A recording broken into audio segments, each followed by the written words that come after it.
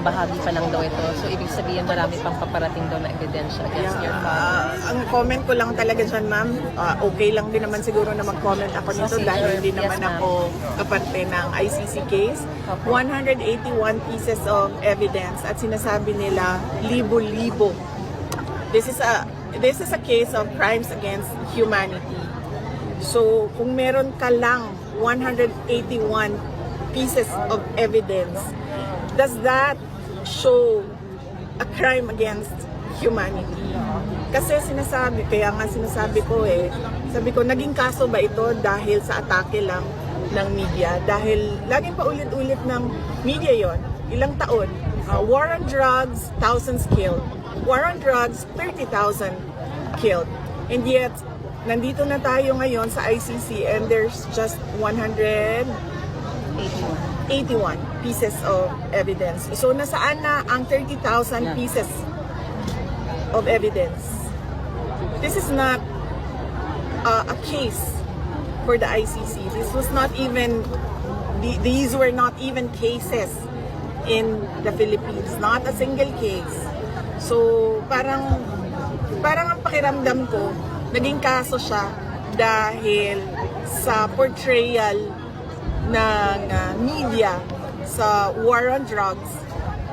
And that was just the title noong trabaho ng gobyerno na pugsain ang illegal na droga sa loob ng kanyang bayan.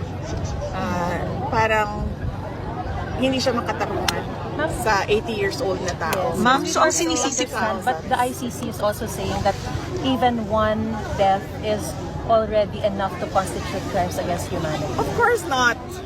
No, ang sinabi po ma'am ng human rights group na pinamumunuan po ni Attorney Conti is that it doesn't have to be 30,000 but they have to prove that it's systematic and it's organized. Yun po yung sabi sa press conference kagabi.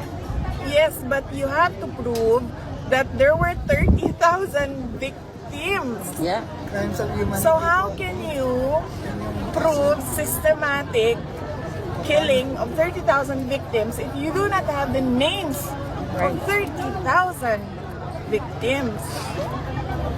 So, really, truly, wala naman kaming magawa sa media, pero nakikita ko talaga sa lahat ng articles, war on drugs, killing thousands, and yet we have 181 pieces of evidence, and we don't even have 50 victims. This is 43 counts of murder, not even 50. So where is the system there of killing thousands? No, you don't. No, sorry. Bobo yung abogado nila. Ma'am, last na lang from my end. You have so much on your plate.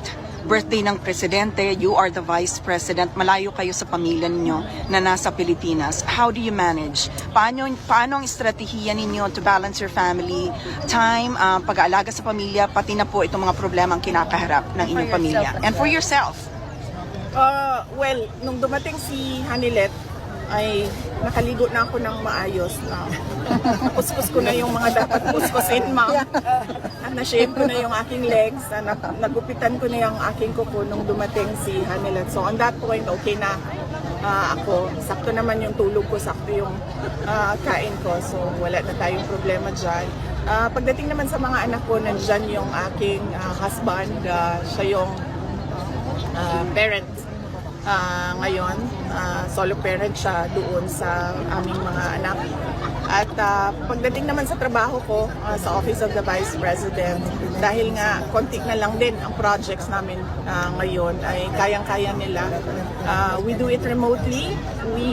They give me updates every morning sa kanilang time, and then I give them replies every morning sa time namin. So may sistema kami doon sa Office of the Vice President. And, well, yes, organizing the team, the support team of, the legal team of President Duterte and the support team of President Duterte in The Hague. Yun lang yung hindi pa naaayos ngayon. Thank you.